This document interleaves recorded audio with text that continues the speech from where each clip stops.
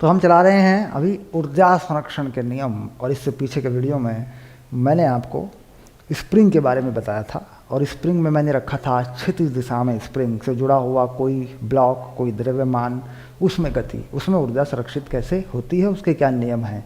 अब मैं आपको बताता हूँ ऊर्ध्वाधर दिशा में अगर कोई लटका के किसी चीज़ को छोड़ दें स्प्रिंग से, या कोई वेग दे दें, कोई ऊर्जा दे दें, तो किस प्रकार ऊर्जा संरक्षित होती है, उसके समीकरण किस प्रकार लिखे जाते हैं। ठीक है, तो इसमें भी हमें 2-3 बातों का ध्यान रखना पड़ेगा। जैसे मान लीजिए सबसे पहले केस में हम लेते हैं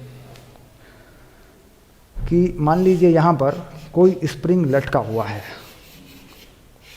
ऐसे, तो ये है स्प्रिंग की सामान्य लंबाई L।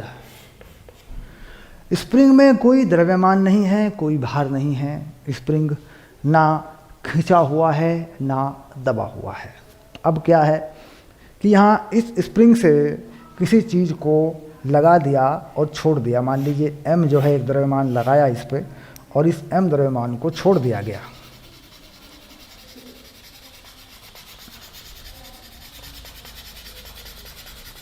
द्रव्यमान हो गया M, छोड़ दिया, तो क्या होगा जब ऐसे आपने लटकाया और लटका के छोड़ दिया, तो क्या होने वाला है। कहता है कुल ऊर्जा जो है, जो कुल ऊर्जा है वो संरक्षित हो जाएगी। आपने ऊर्जा नहीं दी, लेकिन जो कुल ऊर्जा है वो संरक्षित हो, क्योंकि जो गुरुत्वीय बल है उससे जो ऊर्जा प्राप्त होगी वो किस में भरेगी, स्प्रिंग में भरेगी, उसमें एक चाल रहेगी। ठीक, तो कुल ऊर्जाएं संरक्षित हो जाएंगी। तो उसके लिए क्या करें कि जो स्प्रिंग है, स्प्रिंग की ये लंबाई सामान्य पर छोड़ा, इससे नीचे कोई तल ले लें, इससे नीचे कोई ऐसी चीज़ ले लें, ऐसा कोई तल मान लें जहाँ पर पोटेंशियल एनर्जी यानी स्थितिज ऊर्जा को 0 माना जा सके। लेकिन उसके लिए वो इतना ज़्यादा नीचे लेके लें उसको कि जो इसमें खिंचाव हैं या जो ये ऊंचाई नीचे गया है खींच के, वो सब उन सब से भी वो नीचे हो, ऐसा मान लें। या जो बिल्कुल ऊपर का बिंदु है, जो ये वाली स्थिति है, यहाँ की ऊर्जा को 0 मान लें, उससे नीचे की जो ऊर्जाएं हैं उनको फिर माइनस में लिखें। ठीक, तो सबसे पहले मैं आसान सा तरीका बताता हूँ कि नीचे तल मान लें, नीचे क्या मान लें, तल मान लें ऐसे। ठीक, और इसके अनुसार स्थितियाँ बनाएं, इस तल के अनुसार स्थितियाँ बनाएं। तो पहले स्थिति में मान लेता हूँ कि ये है पूरा H, ये अब इसको छोड़ेंगे तो नीचे जाएगा। अब जब दूसरी स्थिति पैदा होगी तो दूसरी स्थिति में क्या होगा, इसको देख लेते हैं थोड़ा और नीचे, यहाँ से नीचे जाएगा मान लीजिए, तो यहाँ तक ले आते हैं ऐसे। ये हो गया तुम्हारा L, और ये हो गया तुम्हारा X,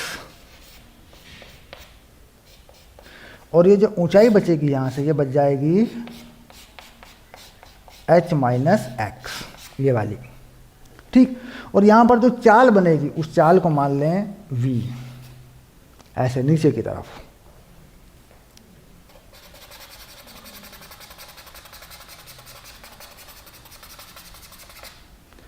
ठीक, अब दोनों स्थितियों में ऊर्जा लिख के देखते हैं, ऊर्जा संरक्षण के नियम के अनुसार लिख के देखते हैं ऊर्जा, बड़ी आसानी से मालूम पड़ेगा।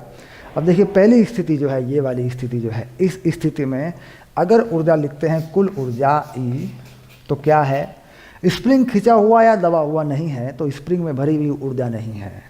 तो कितनी ऊर्जा है, केवल इस तल से यहाँ तक एक स्थितिज ऊर्जा है, वो है mgh, बस। अब यहाँ की बात करते हैं, अगर इस तल पे लिखते हैं E, तो कितनी है। देखिए सबसे पहले जो तल रह गया वो कितना रह गया, mgh माइनस x, कितनी ऊंचाई रह गई, mgh माइनस x, क्योंकि कितना नीचे आया हुआ है, x आया हुआ है, स्प्रिंग x खिंचा हुआ है, तो कितना हो गया mgh माइनस x। कितना स्प्रिंग खींच गया, 1/2 kx²। k क्या है, k होता है स्प्रिंग का बल नियतांक, ये आप जानते हैं।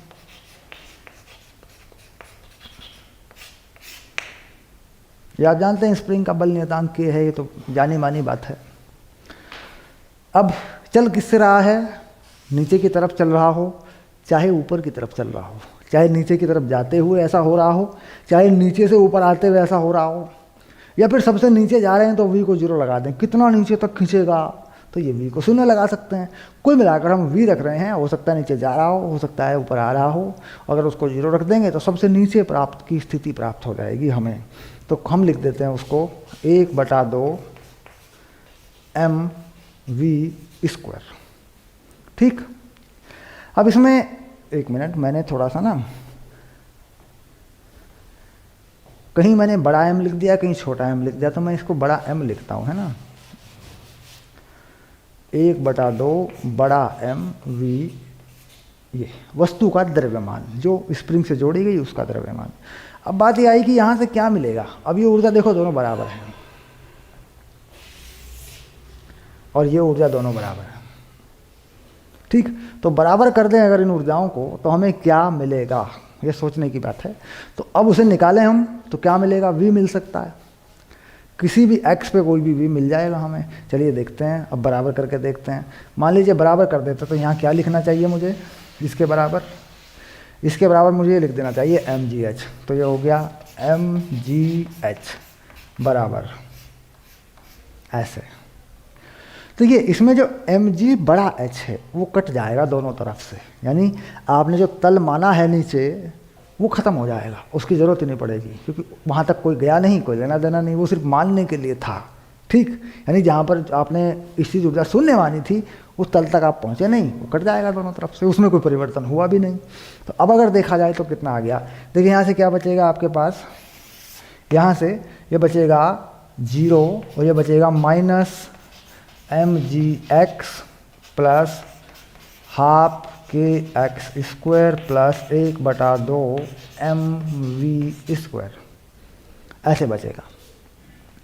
अगर देखा जाए तो इधर लेके आए इसको तो क्या बनेगा, ये प्लस होगा ये माइनस होगा, यानी ये बचेगा mgx माइनस ½ kx², ऊपर आएगा 2, नीचे आ जाएगा m और यहाँ हो जाएगा v, और इसका बन जाएगा वर्गमूल।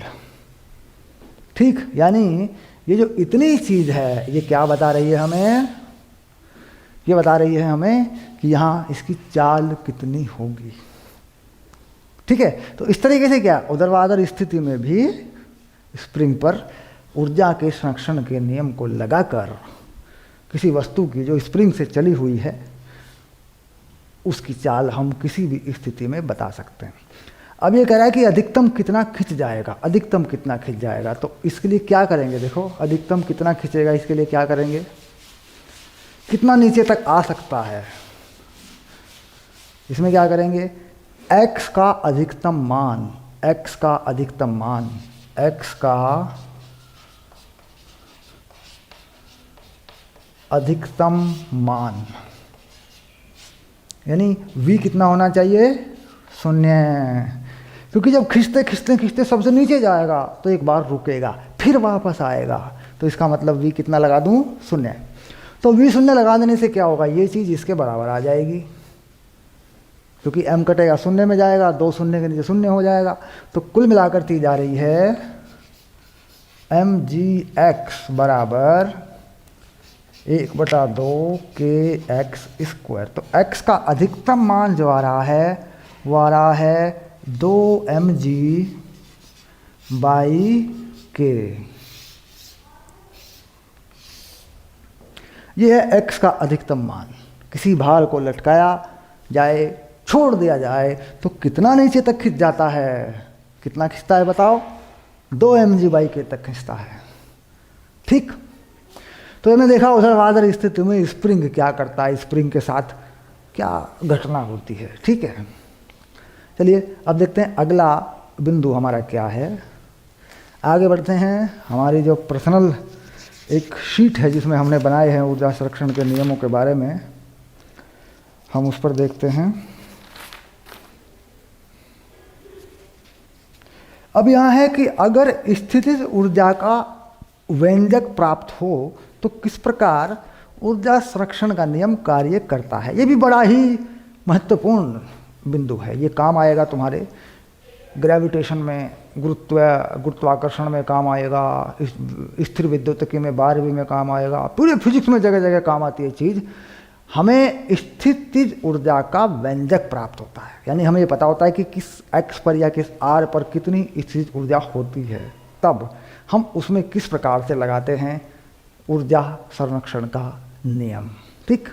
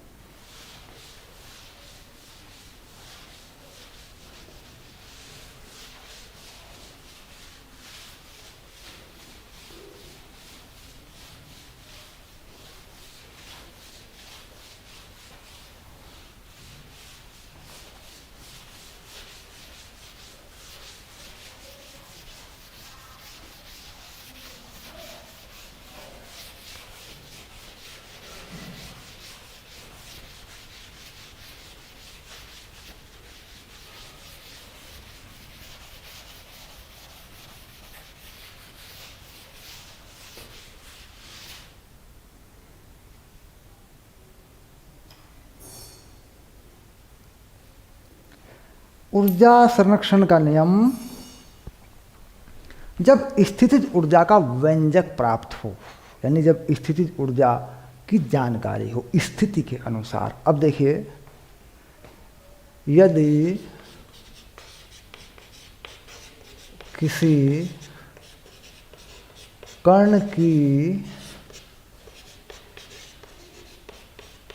स्थितिज ऊर्जा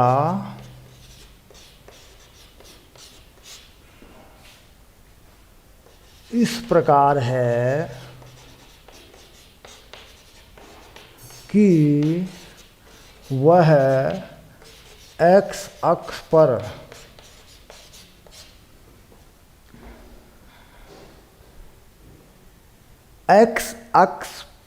है ना, निर्देशांक के अनुसार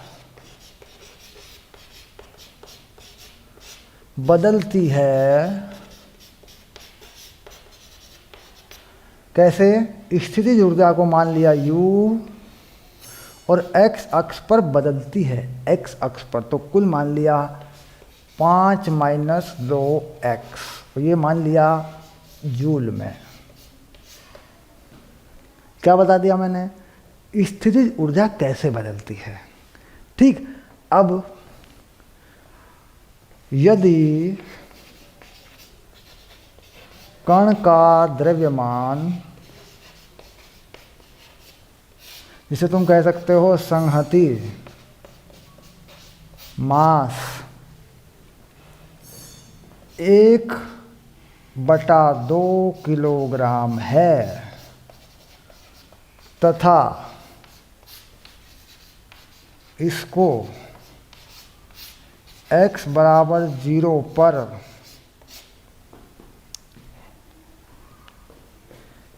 एक चाल 5 मीटर प्रति सेकंड देकर x अक्ष के अनुदिश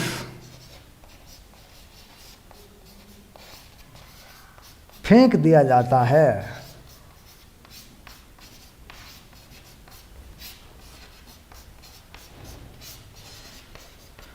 तो x = 2 मीटर पर कण की चाल बताइए। ठीक, बड़ा सीधा सामान्य सा सवाल है, मतलब एक सामान्य से मतलब जनरल क्वेश्चन है, बिल्कुल जो प्रैक्टिकल है, जो हो रहा है उसकी तरह। अब क्या है, किसी कण को, किसी पार्टिकल को मूल बिंदु यानी x बराबर 0 पर फेंक दिया, तो x अक्ष पर जब चलता है तो स्थितिज ऊर्जा बदलती है। स्थितिज ऊर्जा बदलने से उस पर कुछ कार्य होते हैं, इससे उसकी गतिज ऊर्जा में परिवर्तन होता है, उसकी चाल में परिवर्तन होता है। तो सवाल पूछ लिया कि 2 मीटर पर जब पहुंचा, 0 पर तो हमने फेंका ही है, जब 2 मीटर पर पहुंचा, 2 मीटर से परे जा रहा था या 2 मीटर से इधर को आ रहा था, ये बात नहीं है, क्योंकि आना हो या जाना हो चाल की बात हो रही है। ऊर्जा में तो चाल लगेगी, दिशा थोड़ी ना होती है। तो वहाँ पर उसकी चाल कितनी होगी, ये सवाल है। अब अगर हम बात करें कि x अक्ष पर, अब x देखते हैं इसकी गति को किस प्रकार है। ये यहाँ पर जो हमने दिया है इसको चाल, वो दी है हमने u, वो दी है हमने 2 मीटर प्रति सेकंड। और मान लीजिए यहाँ पहुँच रहा है, आ रहा हो चाहे जा रहा हो, यहाँ पर हम कोई चाल मान लें इसके आगे की तरफ v, जो हमें मालूम नहीं है, और ये मान लें हम x बराबर 2, तो इसे मान लें हम a, इसे मान लें हम b। दो स्थिति हम मान लेते हैं, दो स्थितियां हमने मान ली। तो ऊर्जा संरक्षण के नियम के अनुसार ये बात पक्की करनी पड़ेगी कि ये स्थितिज ऊर्जा संरक्षित बल की है। हालांकि ये सामान्य है, ये होता है। ठीक, अब यहाँ की कुल स्थितिज ऊर्जा प्लस गतिज ऊर्जा और यहाँ की भी कुल ऊर्जा, ये दोनों बराबर होंगी, तो बड़ी आसानी से निकाल सकते हैं। अब देखिए कैसे इसको हल कर देते हैं। ठीक है, अब इसको हल कर देते हैं हम। यहाँ पे देखिए इतनी जगह में हल हो जाएगा ये, देखो यहाँ पे हल कर देता हूँ। ठीक, बस अब देखो कैसे, क्या हुआ, क्या करना है, बड़ा ही सरल सा सवाल है। ई ए बराबर ई बी। अब ई ए पर जो स्थितिज ऊर्जा है, इसमें क्या लगाऊंगा, x का मान 0, क्योंकि मूल बिंदु पर फेंका है। यहाँ कितना है, x 0, तो ये तो हो गई 5, तो ये हो गई 5 प्लस कितना, कितना वेग, कितनी चाल, कितनी गतिज ऊर्जा आपने दी है, आपने दिया है 5 मीटर पर सेकंड, और कितना द्रव्यमान है, 1/2, तो ये गतिज ऊर्जा हो जाएगी 1/2, 5 का वर्ग, है ना।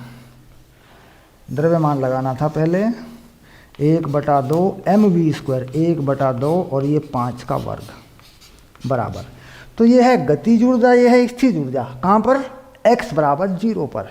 अब ये पहुँच गया कहाँ, 2 पे, तो x का मान क्या लगेगा, 2 लगेगा, और वेग का मान, इस चाल का मान निकल के आएगा, तो लगा देते हैं। तो कितनी इसी ऊर्जा होगी यहाँ पे यू बी कितना होगा। ठीक, यहाँ का यू ए तो तुमने निकाल लिया, यू ए हो रहा है 5, यहाँ का कितना होगा, वैल्यू रखो, 2 रख दो तो 1 बचेगा, 5 में से 4 गया, 1 बचेगा, तो ये 1 हो गया देखो, और 1/2 द्रव्यमान 1/2 है, चाल है v का वर्ग। अब देखो बिल्कुल आसानी से आंसर आ रहा है, यानी चाल मिल रही है यहाँ से तुम्हें। इसे हल करोगे, 1 घटाओगे, हल कर दोगे तो v का मान आ जाएगा। तो ये चीज़ कब काम करती है, जब स्थितिज ऊर्जा का व्यंजक प्राप्त होता है, x में हो, y में हो, z में हो, r में हो, जैसे भी हो, ये चीज़ ऐसे काम करती है। ठीक, अब इसको मैं गुरुत्वाकर्षण के बल पर लगाकर दिखाता हूँ, ताकि आपकी समझ में आ जाए कि आगे जाके क्या होने वाला है। गुरुत्व या ग्रेविटी में, गुरुत्वाकर्षण में, उसका वीडियो हमने बना दिया है, वो चैप्टर हमारा बन रहा है। तो अगर उसकी बात करें, इंग्लिश मीडियम का तो बन रहा है, हिंदी मीडियम का मैं बना रहा हूँ, तो वो हम पढ़ेंगे आगे जा कर के। फिलहाल के लिए क्या करते हैं, एक लगा के देखते हैं। ठीक,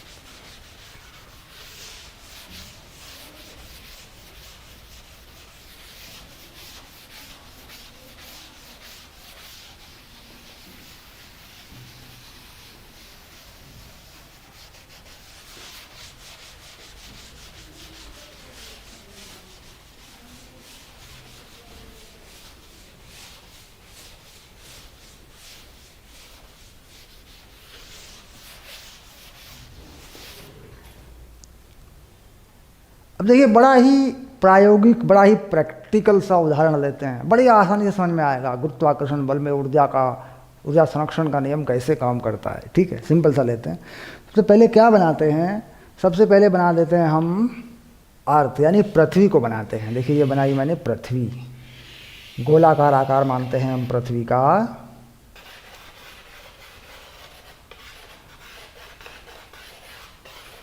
और इसका जो द्रव्यमान है वो केंद्र पे रखा हुआ माना, उसको माना m e, और इसकी जो त्रिज्या मानी वो मानी r e। ठीक, और एक कण को यहाँ से फेंका, एक पार्टिकल को, एक कण को, एक वस्तु को जिसका द्रव्यमान माना छोटा m, और इसको एक वेग दिया मैंने, एक चाल दी, दूर फेंका, ऊंचाई तक फेंका पृथ्वी से, वो मैंने यहाँ पे दे दी u0। u के आगे क्या लगा दिया मैंने, 0। ठीक, अब ये कण पृथ्वी से दूर जा रहा है, रॉकेट टाइप जो है, जैसे रॉकेट फेंक देते हैं। ठीक है, प्रोजेक्ट कोई रॉकेट फेंक दें, मतलब बिना फ्यूल का रॉकेट जैसे कह सकते हैं, या फिर कोई वस्तु फेंकते हैं आप, कोई चीज़ ऊपर की तरफ फेंक देते हैं, कुछ ऐसा। अब ये वस्तु ऊपर की तरफ जा रही है और ये यहाँ पहुँच गई, ऊपर जा रही है ऐसे, और यहाँ पर इसकी एक चाल मिल गई v ऐसे, और जो ऊंचाई तक ये पहुँच चुकी है उस ऊंचाई को मान लिया हमने h।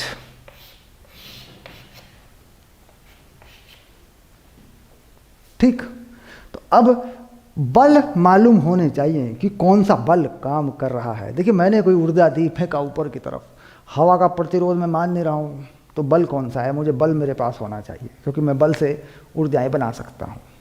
या फिर मुझे स्थिर ऊर्जा का सूत्र मालूम होना चाहिए।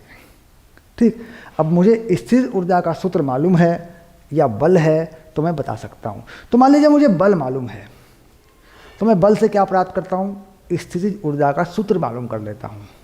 बल से स्थिर ऊर्जा का सूत्र कैसे प्राप्त होता है, कार्य, बल गुणा विस्थापन क्या, कार्य। कार्य का निशान बदल दें, माइनस लगा दें तो क्या बनती है, स्थितिज ऊर्जा बन जाती है। अब मान लीजिए मैं यहाँ देखना चाहता हूँ कि दो द्रव्यमानों के बीच में स्थितिज ऊर्जा कितनी है, तो मेरे लिए बड़ा सरल है, मुझे पता है मैं बल को समाकलन कर दूंगा, थोड़ा सा विस्थापन कर दूंगा तो मेरे पास आ जाएगा स्थितिज ऊर्जा का सूत्र। क्योंकि कहीं से अनंत तक ले जाने में जो कार्य किया जाता है वही होती है उस स्थिति में स्थितिज ऊर्जा। अगर मैं यहाँ देखूँ कि बल कितना है, तो बल कितना होता है आप जानते हैं, गुरुत्वाकर्षण के नियम के अनुसार दो वस्तुओं में बल होता है। मान लीजिए एक वस्तु ये है m1 और ये है m2 और इनके बीच का डिस्टेंस है r, तो बल होता है g m1 m2 by r square. अगर इस वस्तु को थोड़ा सा आगे खिसका दूं, ऐसे थोड़ा सा विस्थापन दे दूं dr, क्यों, क्योंकि बल बदल रहा है, dr ही लेना पड़ेगा। इंटीग्रेशन कब लगता है, जब हर बार चीज़ बदल जाती है। ठीक, सीधे विस्थापन से गुणा नहीं कर सकते, तो मैं थोड़ा सा इसमें dr लगा दूं ऐसे। अब एफ dr लगा दिया मैंने यहाँ पे, मान लो ऐसे, तो ये क्या बन गया, ये वर्क बन गया। अब ये वर्क जब थोड़ा सा कार्य हुआ है, इसको हल कर दो, minus ji m1 m2 by r, ये बन गया कार्य। ठीक, ये कार्य किसका है, इस बल की दिशा में जो कार्य है वो है, लेकिन जो बल लगा है गुरुत्वाकर्षण का वो किधर है, वो उल्टा है, बल तो पीछे की तरफ लगा हुआ है, तो इसका मतलब ये हो गया प्लस। ठीक, अब इस बल को बदल देना है, क्या बदलना, क्या बनाना है इसका, स्थितिज ऊर्जा। तो अब इस ऊर्जा कितनी बनेगी, ये होती है डेल्टा यू माइनस डब्ल्यू। ठीक, तो यानी डेल्टा यू कितनी बन गई, minus ji m1 m2 by r। अब इसमें क्या है, u माइनस यू अनंत, तो minus ji m1 m2 by r, और ये माइनस 0। क्यों, क्योंकि अनंत पे कितनी हो जाएगी स्थितिज ऊर्जा, शून्य हो जाएगी। r कितना हो जाएगा, अनंत, किसी के बटे में अनंत हो तो क्या बनता है, शून्य। तो यानी स्थितिज ऊर्जा कितनी बन गई, u कहीं पर भी किसी भी r पर वो बन गई minus ji m1 m2 by r। इस विधि से दिए गए बल के अनुसार, वो आकर्षित बल है, आकर्षण बल है या प्रतिकर्षण बल है, इस बात को ध्यान में रखते हुए आप किसी का भी स्थिर ऊर्जा का सूत्र प्राप्त कर सकते हो यार, कोई टेंशन वाली बात नहीं है, ठीक। लेकिन फिर भी हम ऐसे बहुत उदाहरण देंगे फिजिक्स में जहाँ इसको बार बार हमें प्राप्त करना पड़ेगा। कुल मिलाकर दो द्रव्यमानों के बीच स्थितिज ऊर्जा का ये सूत्र है, ये उनके बीच की दूरी है।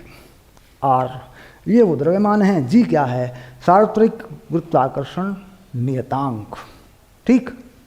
ये आप जानते हैं 6.67 10⁻⁻⁹ है ना, ये सब आता है, ठीक है। चलिए अब मिल गया सूत्र, अब इस सूत्र को लगाकर यहाँ ऊर्जा बता देते हैं। तो इसे हटा देते हैं और सूत्र को अपने पास रख लेते हैं।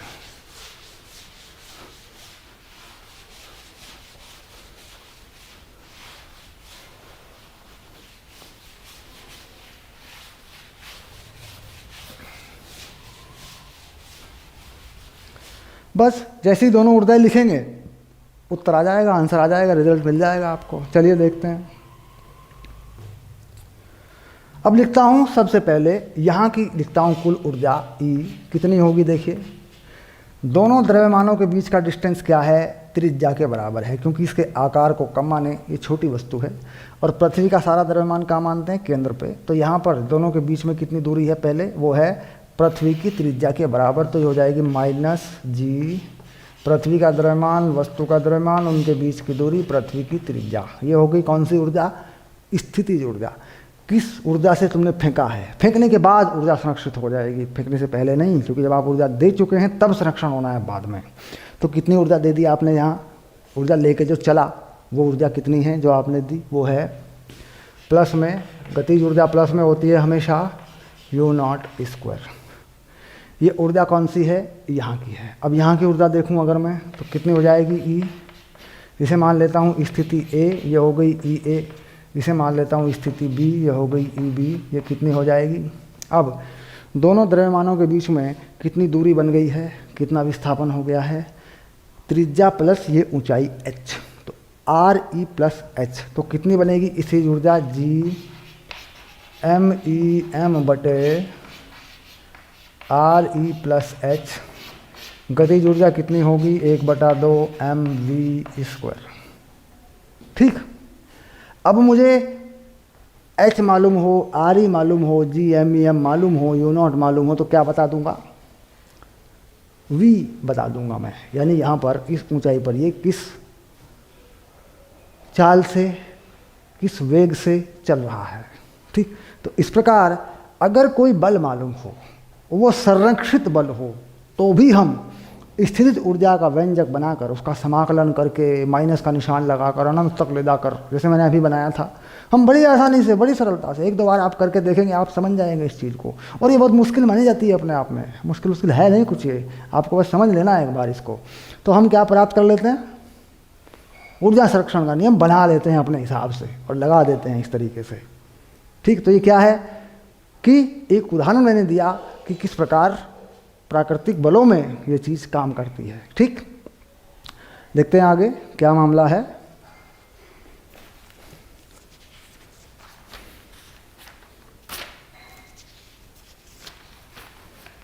अब देखते हैं पुली, अगर पुली में 2 द्रव्यमान जुड़े हों तो किस प्रकार ऊर्जा संरक्षित होती है। पुली पर 2 द्रव्यमान जुड़े हों अगर,